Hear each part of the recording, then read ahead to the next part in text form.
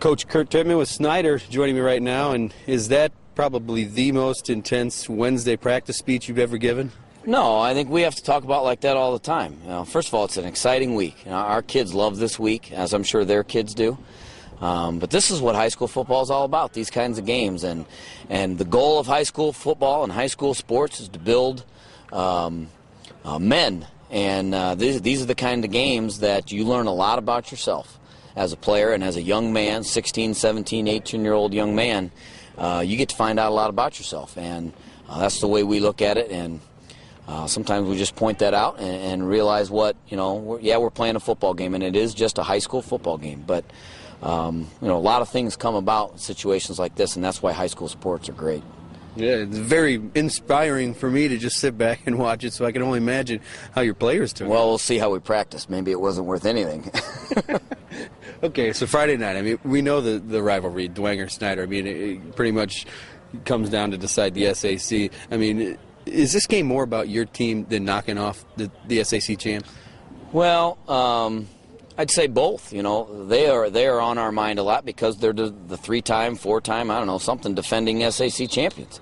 And so until somebody beats them, they're the top dog, and no question.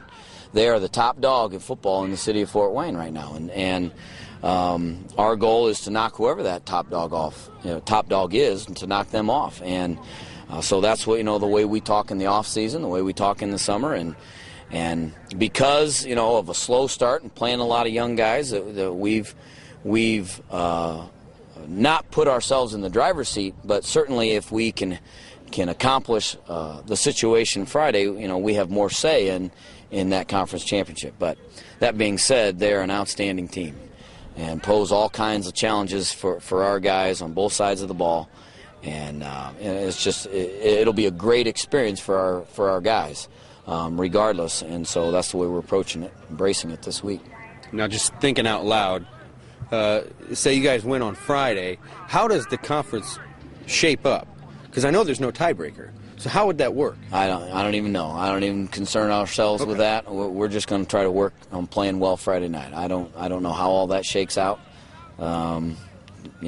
We'll figure that out if that ever scenario comes about. We'll worry about that later. Right now, we're just worrying about blocking number 69 and tackling number 20. That's a pretty good plan. What differences do you see in this team from that opening week loss? Well, we're more mature. Our offensive scheme is it takes a long time to get these guys, as they're playing young guys, to be able to adjust on the fly to what a defense is doing to them. So our young guys are adjusting to that.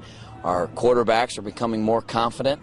Certainly when they have Akeem Kelsaw to throw to and some of our other receivers, that they're becoming a little more accustomed to those guys. So over time, confidence breeds aggression. And the more confident that the kids are in doing the job that they have to do, the more aggressive they can be and the harder they can do it. That's true on defense as well. The more confident they are in the reads that we give them and the reactions that they have to do to that, the more aggressive they can be at attacking those offensive players. So a lot of that's just experience. But we predicate our whole program on we have to get better every week.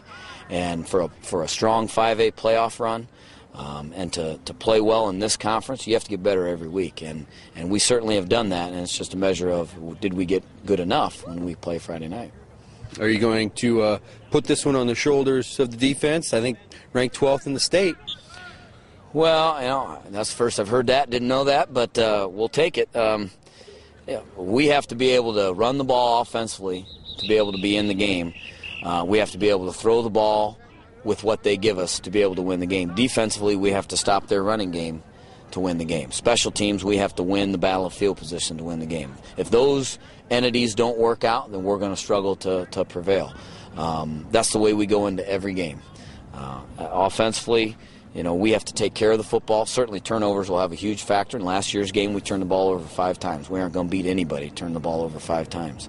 So I wouldn't, we certainly aren't going to throw everything on our defense and say you win us the game.